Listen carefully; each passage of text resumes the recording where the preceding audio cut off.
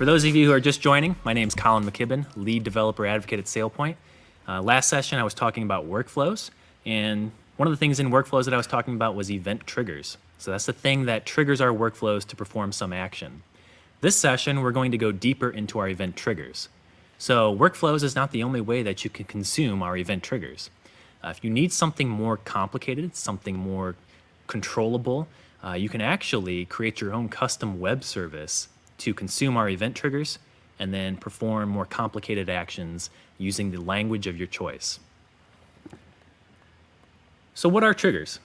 Well, triggers are the result of any action performed within IdentityNow that produces some kind of event, some data that we care about.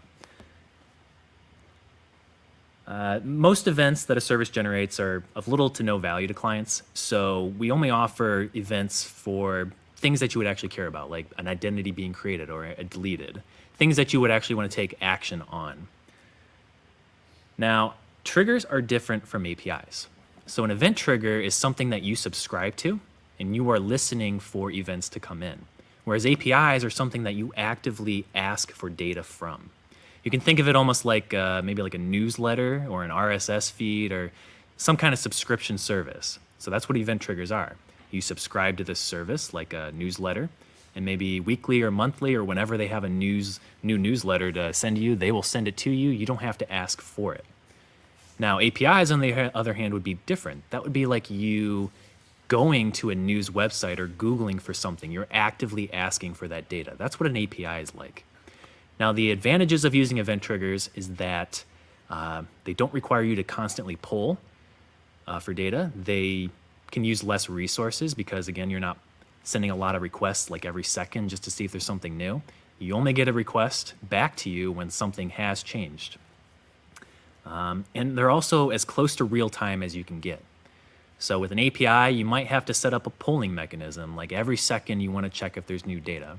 Whereas an event trigger, as soon as that event happens, it will send you that data in near real time.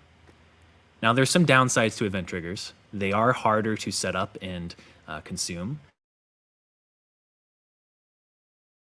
Custom web service route that I'm going to show you, that takes a lot of skill and a lot of resources to deploy and maintain that. The payoff can be worth it in certain use cases, though, so that is something to consider. In most cases, though, APIs are the easier route. If you know you need data, just use an API, call out to get that data, and it's going to be a lot easier of a time. Okay, so for this demo, I'm using a virtual machine here. That's just to make sure that the services I'm using are contained within this machine. It's a clean environment. It's going to really show you the how you build this custom web service to consume event triggers. So to start, I'm going to go to SailPoint's open source GitHub repository.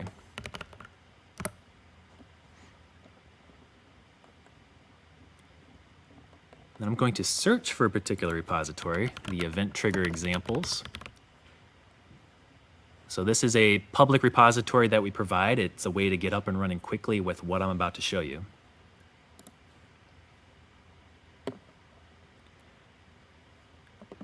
So right now, this repository only has support for a Node.js web service that you can run. In the future, we might provide more types of web services, but for now, this is just a JavaScript-based application. So to start with this demo, I'm going to actually clone it to my machine.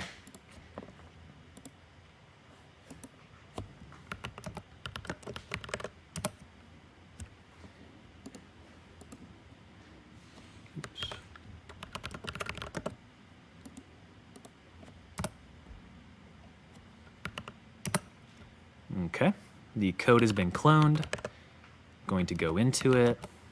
And I'm also going to go into the Node.js project folder.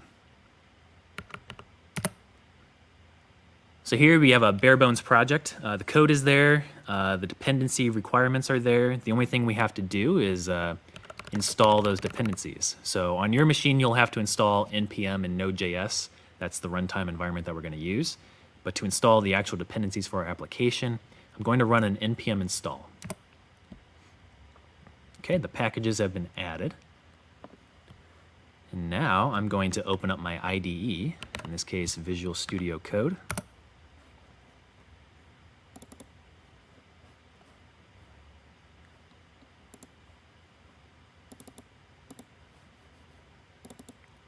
And I'm going to make sure I open up the Node.js folder.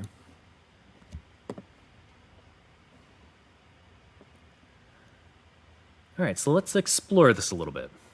So this is a Node.js Express-based web service that eventually you would deploy onto a public-facing machine that will have an IP address, a host name probably, whatever it is. It has to be publicly accessible on the internet so that our event trigger service in IdentityNow can actually send it events that it can consume. If you're hosting this internally within your own firewall, IdentityNow is not going to be able to send those events because it can't reach your server.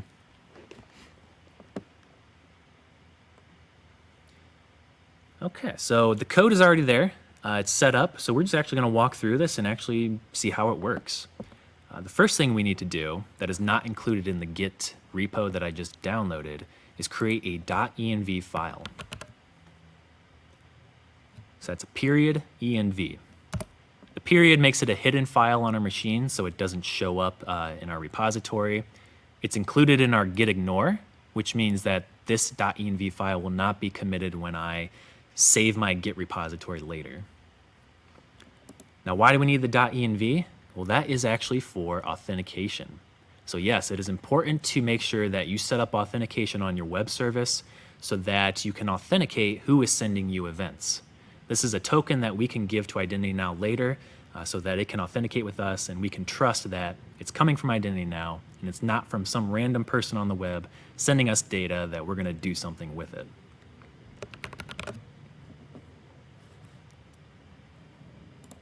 Actually, I'm going to follow along here.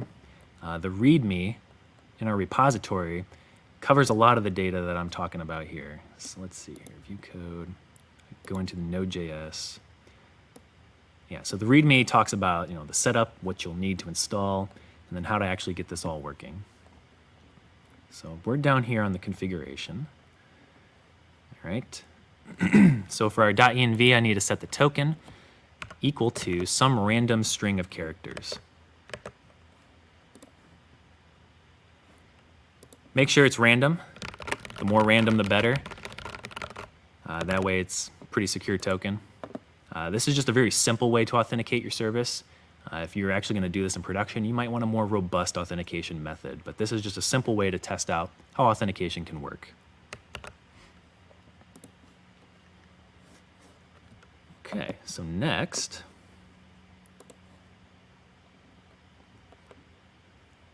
let's make sure that we can actually run this service. So I cloned it, I installed the packages. Let's make sure this thing actually runs without any errors. For that, I'm just going to do npm start, and we can tell it's running because it's listening on my localhost port 8081. So next, we need to go to IdentityNow and subscribe to a trigger that we're actually going to send to our local server.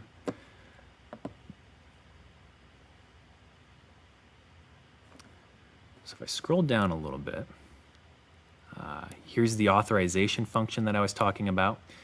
This will make sure that any requests coming in will be authorized based on that token that we provided.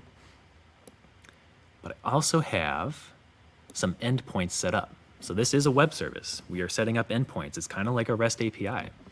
We're saying here that this service is going to listen for a post request to this endpoint. And that's where we're going to receive our events. So in this case, this endpoint is going to be looking for the identity attributes changed trigger. So I'll go to IdentityNow. I'll go to my Event Triggers tab.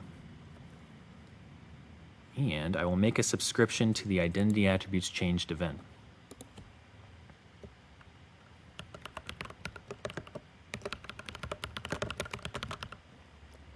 Subscription type is an HTTP type. That's because our service that we're creating is going to be an HTTP web service.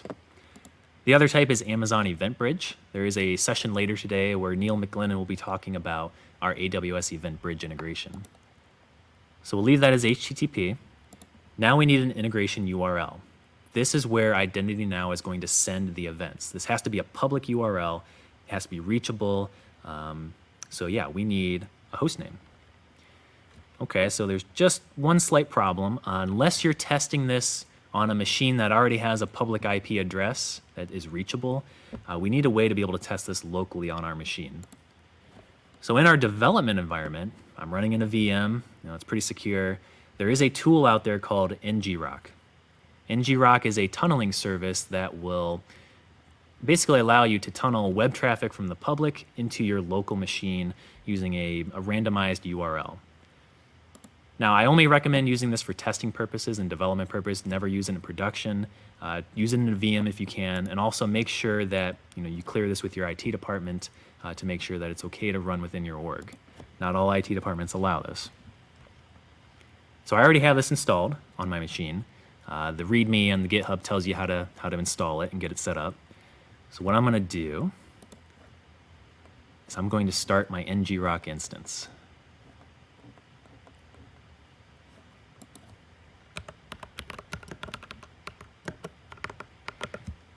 All right, we're going to say create us a host name on HTTP, forward it to my localhost 8081 so my web service, which is running on 8081, can receive it. Hit enter. There we go, we're set up. I'm going to copy that. That is the URL that we need to supply in our integration URL. Now that's not enough. We actually need to say which endpoint this trigger subscription should send it to, which is our identity attributes changed endpoint. If you recall, that is the endpoint we registered in our service. So the code that handles this endpoint, we got to make sure that we send it to the right place. Now, authentication type. None is an option, but again, I highly recommend you set up some kind of authentication. Doesn't have to be as basic as what I'm showing you now. In fact, it probably would be better if it's more advanced.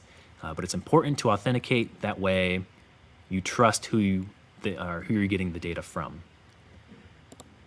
So the authentication I set up in this example is actually a bearer token, and that token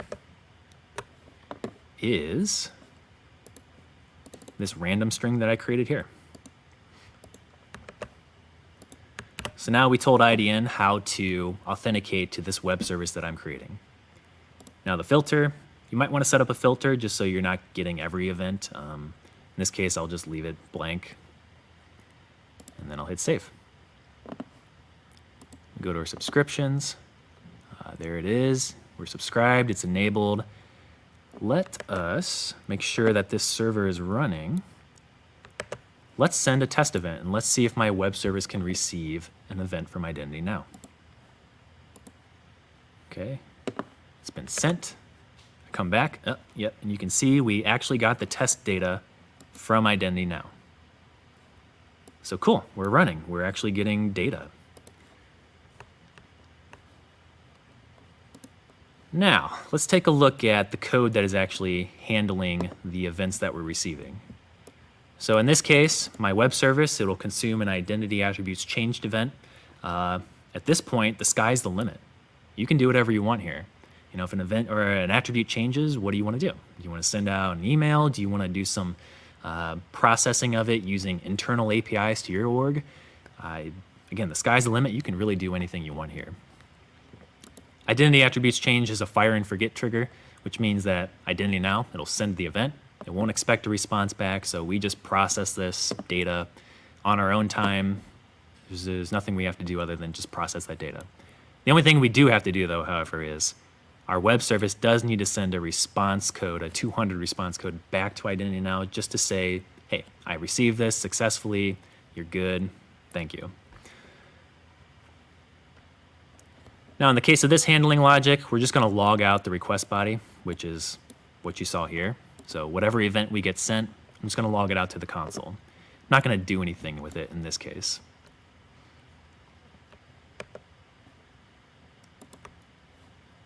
Now that was a test event. Let's actually try an actual event. Like let's change an attribute. So I'll open up Postman here. And this is an identity attributes changed event. So what I'm going to do is I have a source here that is a flat file source, so I can use this create account API. I'm just going to create a new account on that source. Okay. Now that was an identity created event. So if I go back to here, identity created events actually do trigger identity attributes change because technically attributes are changing. We have a new identity, we're getting attributes. So you're going to see that event come in. And indeed, you can see that here. So we can see that we received a new identity, brand Stark, and the changes are right here. I think in this case, I had a transform set up on the Wi-Fi group, which actually changed the attributes after it was created. Now later on, I notice, oh, brand Stark's email it's a typo. It's got the wrong name here. It's 2 A's in there. Not a problem. So I will go to the put update account endpoint. I already have the body in there, so I'm going to update brand's account. I'm going to fix his name. And, it was 2 A's in here. We only want 1 A. So we're going to change his attributes. So I'll send that. I do need to change because there's a new account ID.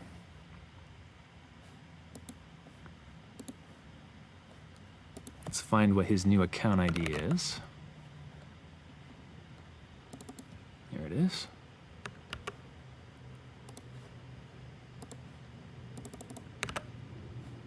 Try that again. Okay, 202. That worked. So we should see in our event trigger service, another event came in. This time the changes, the attributes that changed was the email. You can see the old value, the new value. Cool. So we're actually getting live events from IdentityNow in our local testing environment. And this is great because now we can actually test out the code that we're building for our custom web service before we actually deploy this anywhere.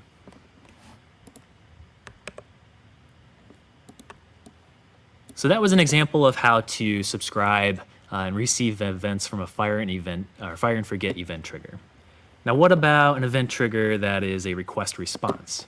So that's a more advanced kind of event trigger where IdentityNow is actually expecting a response back from our web service on what to do next.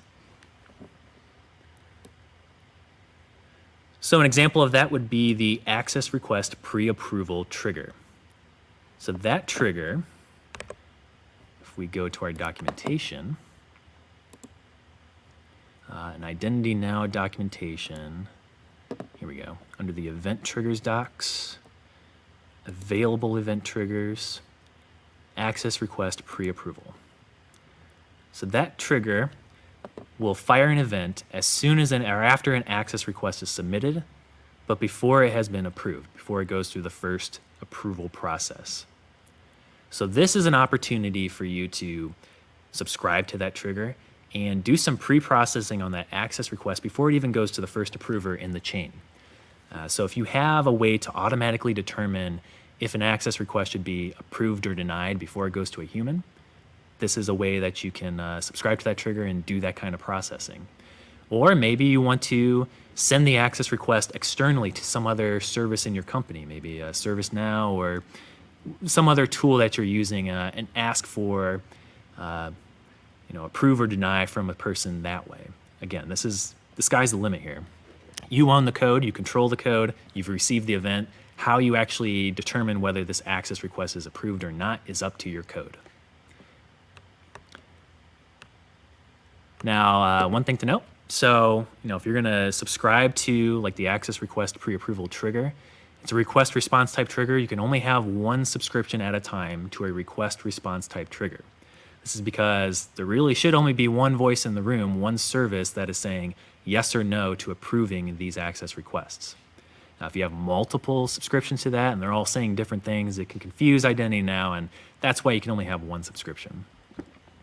It's also important to note that if your service denies the access request as part of this process, then the access request will fail. It won't even go to a human. And it'll show up in the access request center saying, hey, it failed, here's why, and you'll see why. So I do have some server stubs or some method stubs here to consume access request pre-approval trigger. Another thing to note is that request response type triggers have 3 different types of response modes. So again, IdentityNow is expecting a response back from your web service on what to do with that access request. So we can tell it when we subscribe, hey, do we want this to be a synchronous response? If it's synchronous, then our service has 10 seconds to respond to IdentityNow before IdentityNow says, hey, I didn't receive a response, I'm gonna fail this request because I didn't get anything from you. So that's great if you have an automated approval process and you know you can respond within 10 seconds, you can use the synchronous response. In most cases, you're probably gonna wanna use async though. Async allows you to set up the subscription to say, hey, my service needs an hour, 2 hours a day to respond. Maybe you're sending out that access request to another human who might need a little while to respond back to your service. So async allows you to customize how long you have to respond back to IdentityNow with the approve or the deny. The last type is dynamic. This allows your application to dynamically determine, based on the access request it receives, whether it wants to do synchronous or asynchronous. This is probably the least common type. It can be used in certain situations, but again, sync or async is probably what you're going to be doing. So I have a endpoint here set up for handling a synchronous access request approval. We can take a look at the code. I'm actually going to run this one. We're going to try out the async instead. But yeah, so this endpoint says, okay, the first thing it's going to do, it's going to authorize the event. So it's going to check that the token that IdentityNow is sending in the request has the token that we set up in our .env. So it's going to authorize that request first. If it's not authorized, it'll throw a 401 and it won't process the event. Next, we have our function that'll actually process the event. In this case, again, very simple. I'm just logging out the contents of the event to standard output, not actually doing anything with it. And then, because IdentityNow is expecting a response, I actually have to respond with a approved as true or false, as well as a comment and who approved it.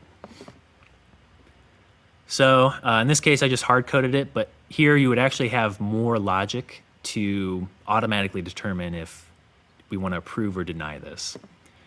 The comment, again, can be whatever you want it to be. The approver, this is just a free-form string. It doesn't have to be like an actual identity or anything.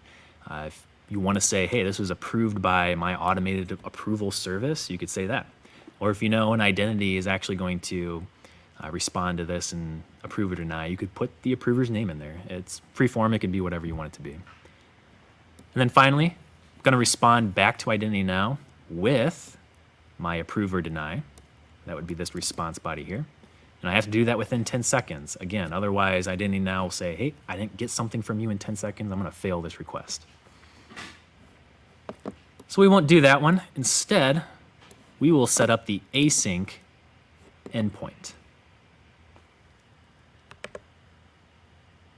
So let's go ahead and do that. I'll go back to my available triggers. I'm going to scroll down until I find the access request. Let's see here. Access request submitted. That's actually the pre-approval trigger. It's called submitted here. You can see it's a response required type trigger. So yeah, this is the one that we want. I'll click subscribe.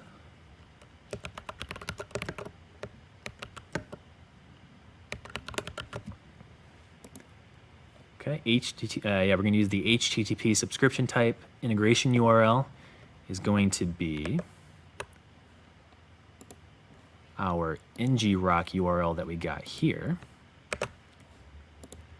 with the endpoint that we registered to handle this event, which is this right here.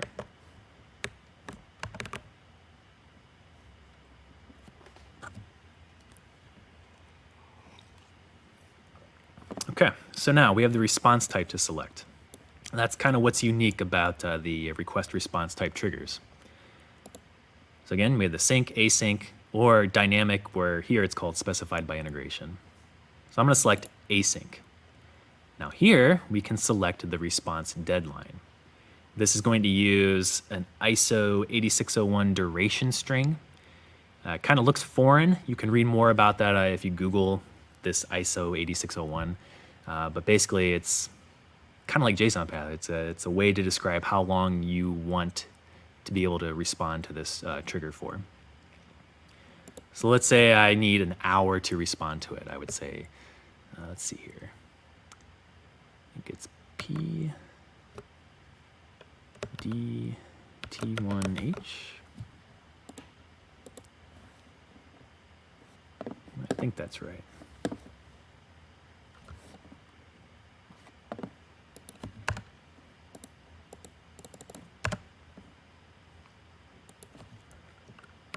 PT1H. I think that's one. Okay, so that means 1 hour. My service has 1 hour to respond. And again, you can configure that to be multiple days if necessary. Authentication type, again, we got to set up our authentication. Make sure we paste in that bearer token that we have here.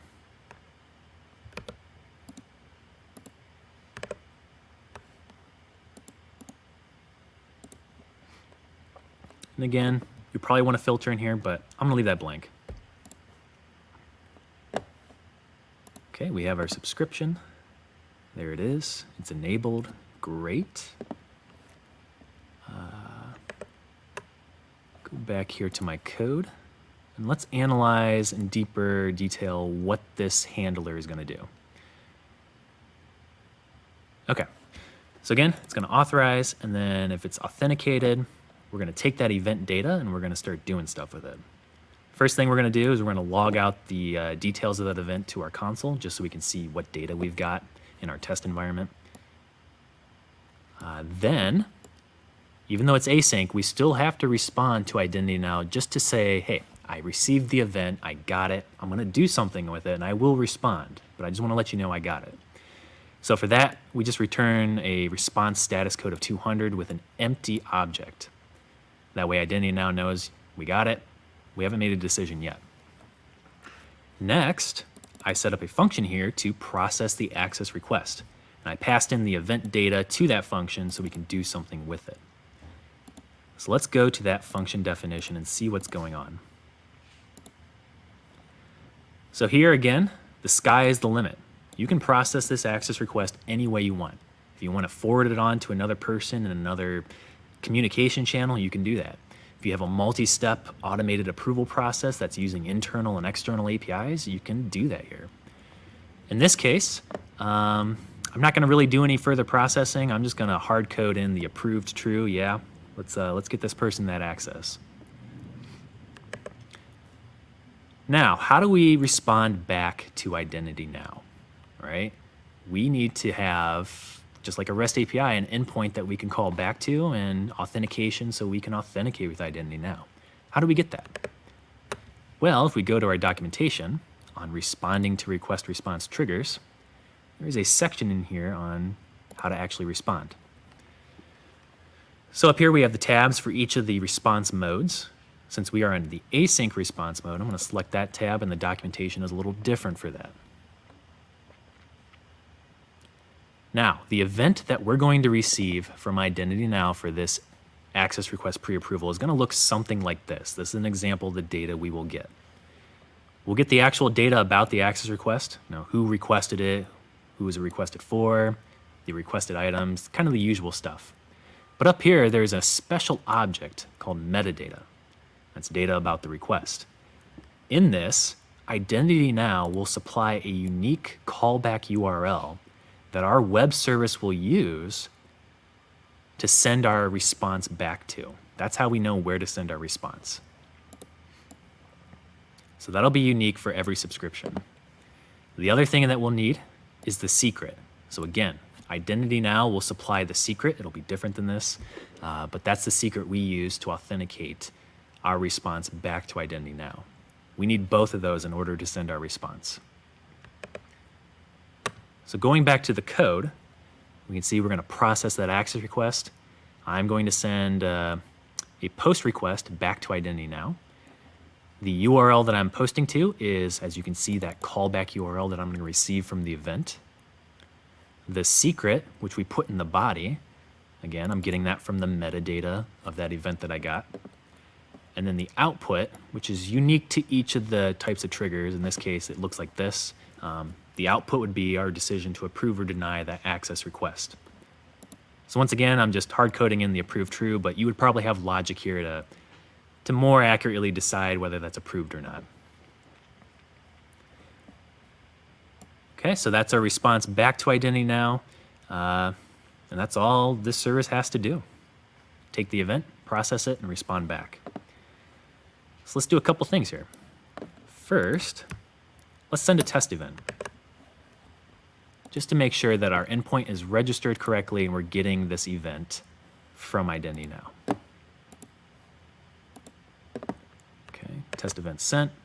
Okay, this is going to look a little different. That's because the test event has a metadata that is not actually live. It's not accurate. So as you recall, our function here to process the access request has to send the data back to this callback URL. Well, the sample data that you use when you do the test subscription isn't live. It's not real. So we're getting a 404 here because of that. But we have received the test subscription data, so we know we're registered correctly. Now, let's try an actual real access request event, and let's see how it handles it.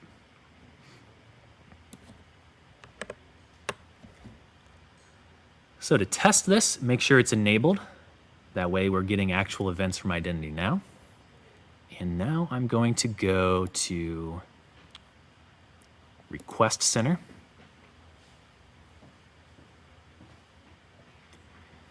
To test this, I will request one of these roles here. In this case, we'll do the London Wi-Fi. I'm going to request that. I'm going to request on behalf of others. Well, let's see, Alice Ford, we'll put her in there. Add some comments.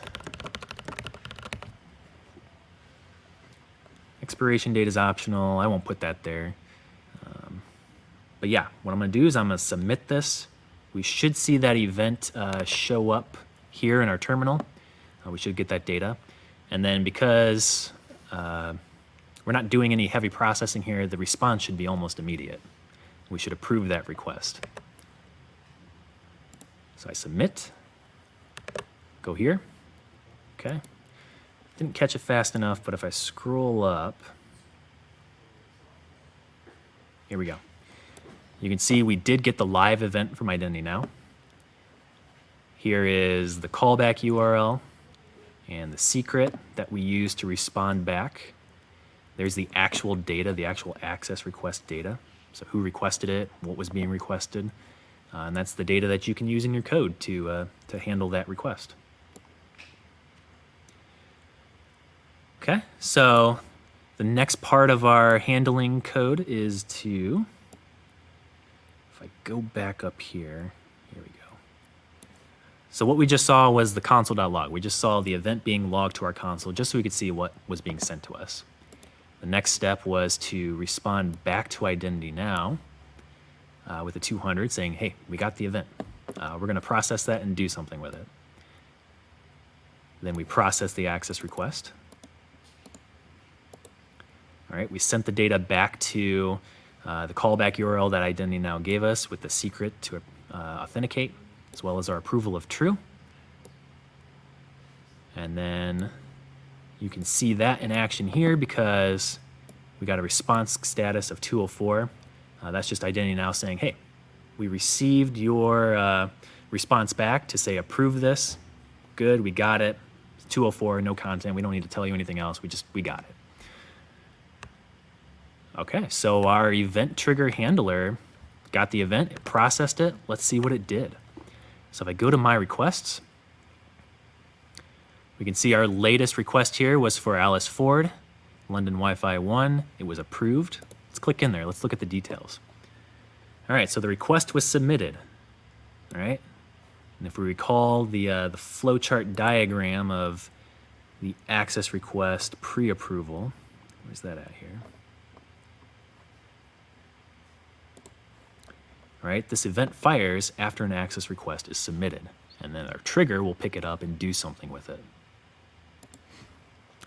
So separation of duties check, and then we got this access request preliminary processing. That is basically saying, hey, this access request was sent to a service that was subscribing to the event. And we're waiting for its response back before we move on to the next approver in the chain, if there is one. In this case, this role doesn't have any more approvers in the chain. So after we approved it, it went straight to provisioning and request completed. In fact, if you go to the comments, you can actually see, here's my request comment saying she needs access, but then here is my subscriber service saying, here's the name of the subscriber service and here's the reason it was approved. All right, yeah, so we have an event trigger set up. The code is running. We're able to receive requests, handle them, talk back to IDN and do stuff. This code is basically almost good to go. The only thing you have to do from here on is actually publish this to a machine that is going to host this with a public IP address. Again, IdentityNow can't send you events if it doesn't know where you are, so it can't really be behind a firewall. But I'll leave the exercise of hosting this on a server yourself to the viewer. Yeah, that concludes the demonstration on how to create custom web services that can subscribe to event triggers. Again, in most cases, you're probably going to want to use something like Workflows or another no-code, low-code platform to handle your event triggers and do that processing. But just know if you need more flexibility or more control over how you're processing that data, a custom web service that you host in a language of your choice that you own can be a valid option to do this. So thank you for joining. Hope to see you next time.